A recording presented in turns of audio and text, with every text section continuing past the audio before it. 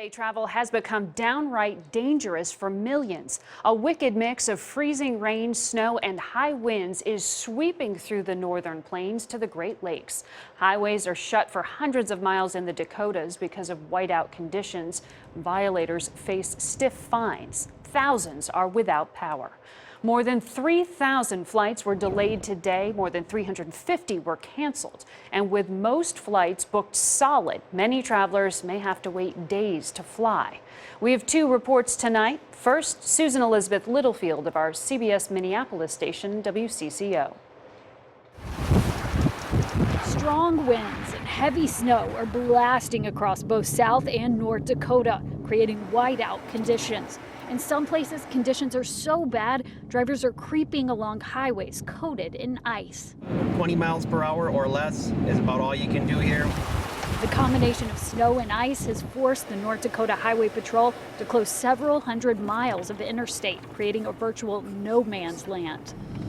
Motorists are warned that they travel in some regions at their own risk. In Minot, snowblowers are clearing away a foot of new snow. Forecasters warn some areas could get another 6 inches. I think I've done more this year than since I've owned a snowblower, and I've hand shoveled about 10 tons of snow. And it looks like we're in for a pretty hard winter. Wind gusts up to 60 miles an hour and freezing rain are knocking out power in both North and South Dakota. In Minneapolis, a driver escaped serious injury when icy conditions caused the semi-truck to tip on its side. But in Utah, a motorist died when his car slid into oncoming traffic along a snow-covered highway. Now, high winds have moved in behind a weekend of rain and snow in Minnesota. The blowing and drifting snow today forced 2 of the 3 runways at the Minneapolis-St. Paul International Airport to close. Wind gusts here in Minnesota up to 66 miles per hour. That is just below hurricane force. Now, they know how to fight snow on these runways, but that wind, it is tough to battle. There were 200 flights either canceled or delayed. I'm DeMarco Morgan. Those storm-caused flight delays weren't just in Minneapolis. In Minot, North Dakota, blizzard conditions transformed the international airport into a frozen tundra. Oh, you ain't making it through that.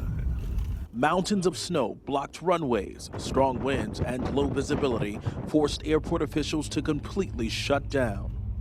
As the storm traveled east, so did the misery. I don't really know what's going on. I don't know if I'm going to be able to catch a flight today. By midday, Midway Airport in Chicago was leading the nation in delays and cancellations. Southwest passenger Juan Flynn thought he was going to Atlanta. If you can't get me out today, you can't get me out tomorrow, you don't have any other planes? Do you always travel during the busiest time of the year? Holiday travelers like Shirley Wilson took the more than 70 delays and cancellations at Newark's Liberty International in stride. Just come in early, because you'll never know what will happen, like delays or whatnot. Just come in early and, everything will be smooth sailing after that. After a bumpy start here at Newark Airport, traffic is now flowing smoothly. The airline industry estimates 73,000 more passengers travel each day during the holiday season. Margaret, that's about a 4% increase over last year. Thanks, DeMarco, and you, Susan Elizabeth.